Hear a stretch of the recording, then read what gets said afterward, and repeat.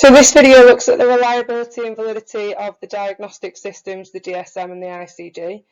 So reliability refers to the consistency with which a measure of psychological variables such as mental disorders identifies the same thing. So the reliability of the DSM is determined by evidence that one person's set of symptoms would lead to a common diagnosis by different mental health specialists. So if I went to one doctor with a certain set of symptoms and they gave me a diagnosis, would I get the same diagnosis if I went to a different doctor with the same set of symptoms? Now, reliability can be described as consistency, so people can use it to get the same diagnosis over and over again, and if that happens, we call that inter-rater reliability. Another way of assessing reliability is to assess the patient, or the same patient, 2 or more times to see whether they consistently receive the same diagnosis. This is called retest reliability and is the most common way of judging the reliability of diagnosis.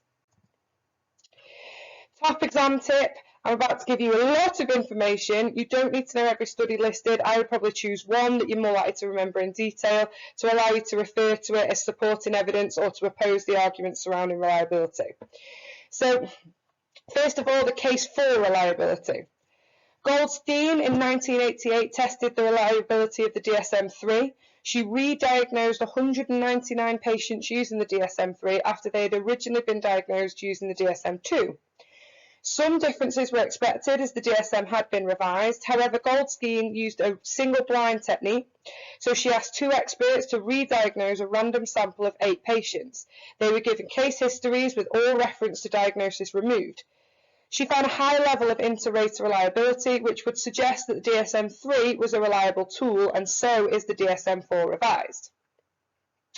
Strinchfield in 2003 studied 803 men and women from the general population in Minnesota and 259 men and women who were on a gambling treatment program. A 19-item questionnaire was used to measure the diagnostic criteria for pathological gambling in the DSM-4, and it found that criteria was reliable and valid. Pochovsky, I'm sorry if I said that wrong, in 2006 looked at reliability of the ICD system on admission and release in Israel of 998 patients suffering depression and mood disorders and 1,013 patients suffering from schizophrenia.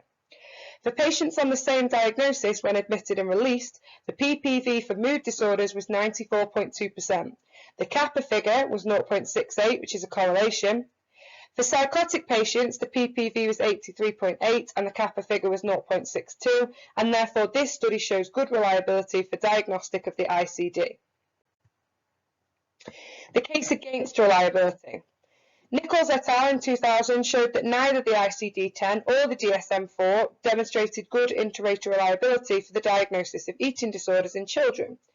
Using a system created by Great Ormond Street Hospital, 81 patients aged 7 to 16 years with some eating disorders were classified under the systems above.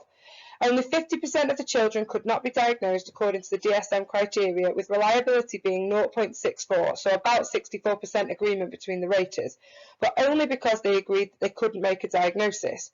Using the ICD-10, there was a 0.36 reliability in agreement between raters, so 36%. The Great Ormond Street system emerged as the best, having an inter-rater reliability of 88% agreement. Kirk and Cutchins in 1992 reviewed reliability studies and found some methodological issues. They argued that many studies were carried out using interviewing questionnaires and that interviews were not specifically trained, therefore the results were inaccurate. They also argued that the interviews were often carried out in specialist research settings that may not be generalizable to a clinician's normal working environment. They further suggested that as an unreliable diagnostic tool is not valid, the DSM could also lack validity. The next bit is what should form your conclusion of an essay regarding reliability and variability, which is that we must remember that significant improvements have been made within the reliability within the DSM-4 revised and the DSM-5. The multi-axle format was introduced in the DSM-3 and now have been obsessed on up to 5 criteria. A more in-depth picture is required and one that is more reliable. The axes have now been completely removed in DSM-5. Later versions of the DSM have tightened up and been made more reliable, and the criteria for diagnosing disorders, so for example, they explicitly specify a list of symptoms for each disorder now, all or some of which must be present for a specified amount of time to get a diagnosis. To improve reliability, agreement between psychologists needs to be improved, and the way to do this is to train them in a standardised interview technique, which may involve specifying a set of symptoms to make analysis easier. Much more attention should be given to cultural variations such as guilt, which is common in Western societies but very rare in Japan, and this is the aim of the DSM-5. Right, we're now going to move on to have a look at validity of diagnosis now. Now, validity is a psychological variable, and it refers to whether that measure measures what it's set out to measure. For a classification system like the DSM to be valid, it should meaningfully classify a real pattern of symptoms, which would result in real underlying cause, which can therefore lead to a suitable treatment and prognosis. Reliability means whether something measures what it's supposed to measure, so basically whether it's telling the truth. In this context, a valid classification system means that a particular diagnosis actually represents a disorder. So, for example, it has to be the correct diagnosis in order to be valid. To get an A or an A star on your exams, you need to be able to refer to different types of validity very briefly and have some evidence to support this. Rosenhan in 1973, which is your classic study for this approach, it demonstrated how diagnosis can have good reliability in the sense of it was replicated by different hospitals, but very poor validity because the doctors consistently diagnosed student patients with schizophrenia when in fact there was nothing wrong with them. If we move on to construct validity, this refers to the extent in which a category of mental disorder actually exists. So in order to define mental disorders, it's necessary to operationalise them. Lists of symptoms and behaviours are drawn up to make disorders measurable. However, the constructs that are drawn up may not be representative enough of the disorder. It has been argued that operationalising a concept such as depression loses the nature and understanding of the experience of the disorder. Alardis et al. Question the construct validity for schizophrenia for 3 reasons.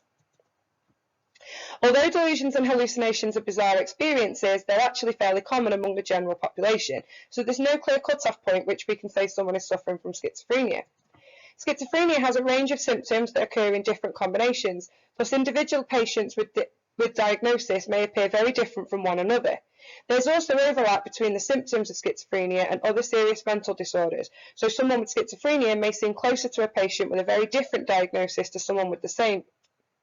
It's unclear whether patients suffering negative symptoms have the same condition as those suffering positive symptoms. You'll learn more about this when we study schizophrenia in depth. Criterion validity refers to when people are diagnosed using more than one method to see the extent in which the 2 diagnoses agree. This tells us how valid each of the systems are in relation to one another, but only in relation to each other, and they themselves may not cover all of the possible mental illnesses in the world, so they're not a complete picture of diagnosis. Research from 2008, where they administered the standard interview from the DSM-4 revised to 62 patients with a current diagnosis of depression and 42 without any diagnosis, found that 42 of the 62 who had been previously diagnosed with depression were correctly identified as being depressed. That's 68%. But 34% of the 42 who had no previous diagnosis were confirmed as not depressed, which is 81%. However, these results may be really misleading. It may be that previously depressed patients are now just doing better and that non-depressed patients simply may have not been diagnosed. This highlights the problems in establishing validity. However, this research does find that the criterion validity of some disorders is moderately good. The next is predictive validity. So this means if the diagnosis is correct, we should be able to predict the outcome of the disorder. So for example, people with manic depression should respond favourably to being given lithium. However, not all patients react in the same way when given drugs, so predictive validity is difficult to prove. Predictive validity also means the diagnosis remains the same no matter how many times it's tested. A test would be carried out and the results collected, and then another or a different measure would be carried out at a later time. If the results of these 2 tests match, then the diagnosis would have predictive validity. Concurrent validity is the same as predictive validity, so the results of the diagnosis are obtained at the same time using different tests. Hoffman looked at the different diagnosis of alcohol abuse, alcohol dependence and cocaine dependence to see if differences were apparent when using a structured interview that was computer prompted and to see if they corresponded to the DSM-4 revised criteria.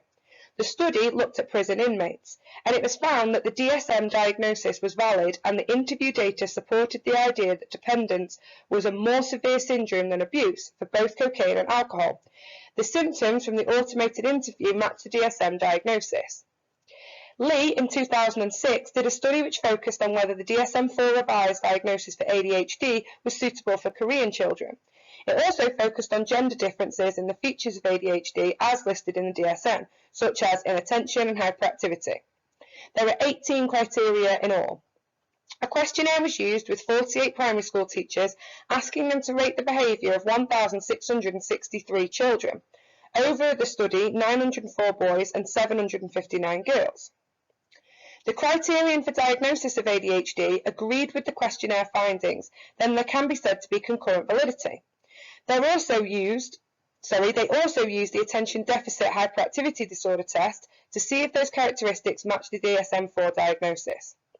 Teachers' opinions were associated with the ADHD diagnosis in the DSM-4 revised, which conclude that the DSM does have validity. However, this study found that for girls, the DSM fit for the ADHD was not as complete as boys.